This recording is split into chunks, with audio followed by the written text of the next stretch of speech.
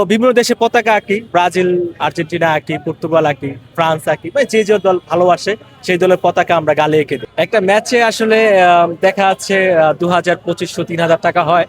আমি তো উত্তরা থেকে আসি, দেখা যাচ্ছে আপনার আসা যাওয়া তো কনভেন্স থাকে, আসা যাওয়া একটু গাড়ি ভাড়া থাকে, কস্ট থাকে, সেটা আমার হয়ে যায়। মূলত মোটামুটি হয়, আলহামদুলিল্লাহ ভালোই, খারাপ কিছু না। খেলা দেখাও হলো, কিছু ইনকাম হলো, রদ দেখা হলো, কলা বেচাও হলো। যখন টিএসসিতে আসেন না তখন কি করেন?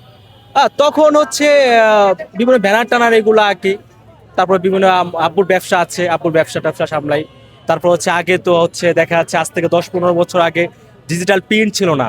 তখন আমার বাবাকে দেখতাম যে আসলে ওই উনি বিভিন্ন ছবি টবি আঁকতো, ওই বাবার মাধ্যমে আর কি আর্টিস্ট জগতে আসে।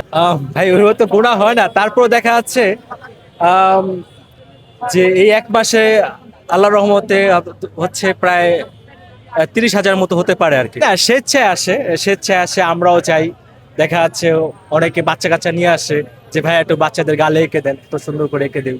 ওগুলো তো আসলে চার্জ করি বলতে কি, দেখা যাচ্ছে এটা কোনো রেট হয় না, শিল্পী কোনো রেট হয় না। যে খুশি কেউ 20-50 যে যা দেয় খুশি মনে। মানে অনেকে হচ্ছে ফ্রি, তো বাচ্চারা যারা আসে যে আঙ্কেল টাকা নেই, ফ্রি তো করে দেয় আর কি।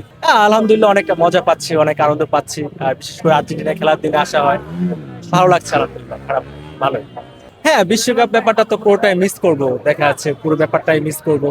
একটা মাস খুব আনন্দ ছিলাম, আর বেশি বেশি বেশি আনন্দ লাগবে যদি আজকে আর্জেন্টিনা জিতে যায় ইংল্যান্ডের সাথে, তারপর যদি ফাইনালের দিন যদি আজ স্পেনের সাথে জিতে, তাহলে বেশি ভালো লাগবে আর কি।